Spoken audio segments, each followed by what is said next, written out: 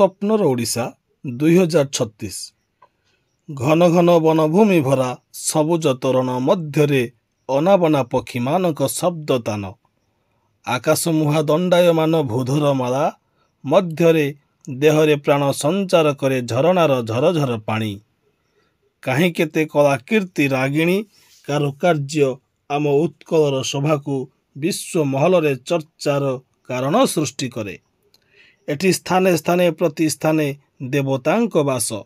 ସଂସ୍କାର ସଂସ୍କୃତି ପରମ୍ପରାରେ 12 ବର୍ଷରେ 13 ଓଷା ବ୍ରତ ପାଇଁ ଆମ ଜଗନ୍ନାଥ ଏକ ଜୀବନ୍ତ ଈଶ୍ୱର। ଭାଷା ଭିତ୍ତିରେ ଏ ରାଜ୍ୟ ଆଜି ଶ୍ରେଷ୍ଠତ୍ୱର ଅନୁସନ୍ଧାନ ଦେଇପାରିଛି କବି, ଗାଳ୍ପିକ, ଉପନ୍ୟାସିକ ଇତ୍ୟାଦିଙ୍କ ସଂରଚନାରେ। ଏହି ଓଡ଼ିଶା ଭାରତର ପୂର୍ବ ଅଞ୍ଚଳରେ ଅବସ୍ଥିତ ଏକ ସମୃଦ୍ଧ ଐତିହ୍ୟ, ସଂସ୍କୃତି ଓ ପ୍ରାକୃତିକ ସୌନ୍ଦର୍ଯ୍ୟର ଭଣ୍ଡାର। 1936 ମସିହାରେ ଓଡ଼ିଶା ଓଡ଼ିଆ ଭାଷାକୁ ଆଧାର କରି ଏକ ଅଲଗା ରାଜ୍ୟ ଭାବେ ଗଠିତ ହୋଇଥିଲା। ତେଣୁ 2036 ମସିହାରେ ଓଡ଼ିଶା ତାଙ୍କର 100 ବର୍ଷର ଅସ୍ତିତ୍ୱ ପୂରଣ କରିବ। ଏହି ଶତବାର୍ଷିକୀ ଅବସରରେ ମୋର ସ୍ୱପ୍ନ ହେଉଛି ଏମିତି ଏକ ଓଡ଼ିଶା ଯେଉଁଠାରେ ନୂତନ ଆଶା, ବିଶ୍ୱାସ ଓ ସମୃଦ୍ଧିର ଅଭିରୁଚି ଥିବ। ଏଥିପାଇଁ କେତେକ ଉପାଦାନକୁ ଆଲୋଚନା କରିବା। ଶିକ୍ଷା ଓ ଜ୍ଞାନର ବିକାଶ। ମୋ ସ୍ୱପ୍ନର ଓଡ଼ିଶାରେ ପ୍ରତ୍ୟେକ ଶିଶୁ ସମ୍ମାନ ଶିକ୍ଷାର ଅଧିକାର ପାଇଥିବ। ଗାଁ ବା ସହର, ଗରିବ ବା ଧନୀ ସମସ୍ତେ ଗୁଣବତ୍ତାପୂର୍ଣ୍ଣ ଶିକ୍ଷା ଲାଗି ଅବସର ଉପଲବ୍ଧ କରିପାରିବେ। ସ୍କୁଲ ଓ କଲେଜଗୁଡ଼ିକୁ ଆଧୁନିକ ଟେକ୍ନୋଲୋଜି ସହ ବିକାଶ କରାଯିବ, ଯେଉଁଠାରେ ଅନୁଷ୍ଠାନମୂଳକ ଶିକ୍ଷାକୁ ଗୁରୁତ୍ୱ ଦିଆଯିବ। ମୋ ଓଡ଼ିଶାର ଯୁବଶକ୍ତି ବିଜ୍ଞାନ, ତନ୍ତ୍ରଜ୍ଞାନ ଓ ନୂତନ ବିକାଶ କ୍ଷେତ୍ରରେ ଆନ୍ତର୍ଜାତୀୟ ମାନଦଣ୍ଡରେ ଉତ୍କୃଷ୍ଟତା ଅର୍ଜନ କରିଥିବ। ସ୍ୱାସ୍ଥ୍ୟ ସୁବିଧା ଏବଂ ସୁସ୍ଥ ଓଡ଼ିଶା। ମୋ ସ୍ୱପ୍ନର ଓଡ଼ିଶାରେ ଅନନ୍ୟ ସ୍ୱାସ୍ଥ୍ୟ ପ୍ରଣାଳୀ ଥିବ।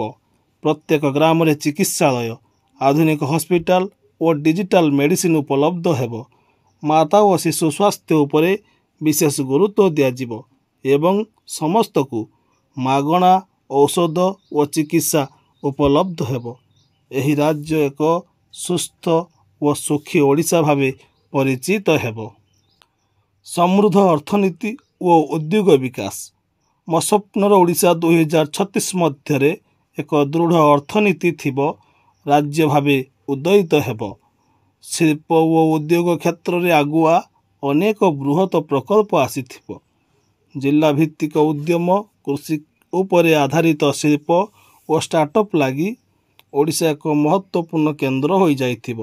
ଜଣେ ଯୁବକ ନିଜ ଗାଁରେ ବସି ବୃହତ ଉଦ୍ୟମ ଆରମ୍ଭ କରିପାରିବ। ଏହା ହେଉଛି ମୋର ସ୍ୱପ୍ନ ଓ ସ୍ୱପ୍ନର ଓଡ଼ିଶା। ସାମାଜିକ ସମତା ଓ ନ୍ୟାୟ। ମୋ ଓଡ଼ିଶା ହେଉଛି ଏମିତି ଏକ ସମାଜ ଯେଉଁଠି ଜନଜାତି, ନିମ୍ନବର୍ଗ, ମହିଳା ଓ ଅନ୍ୟ ଅନ୍ତର୍ଗତ ଗୋଷ୍ଠୀ ସମାନ ଅଧିକାର ଓ ଅବସର ପାଇଥିବ। ନାରୀ ସଶକ୍ତିକରଣରେ ଓଡ଼ିଶା ଦେଶର ଦୃଷ୍ଟାନ୍ତ ହେବାକୁ ଯିବ। ମହିଳାମାନେ ଶିକ୍ଷା, ରାଜନୀତି, ବ୍ୟବସାୟ ଓ ବୈଜ୍ଞାନିକ କ୍ଷେତ୍ରରେ ଅଗ୍ରଣୀ ଭୂମିକା ନେଇଥିବେ।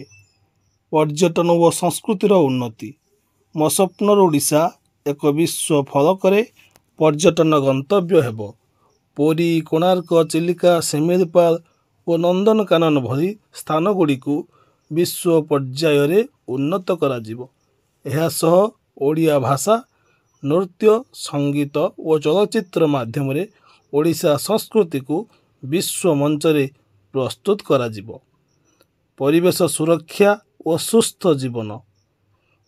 ଓଡ଼ିଶା 2036ରେ ପରିବେଶ ସୁରକ୍ଷା ଓ ସବୁଜ ଉନ୍ନତିର ମାନଦଣ୍ଡ ତିଆରି କରିଥିବ।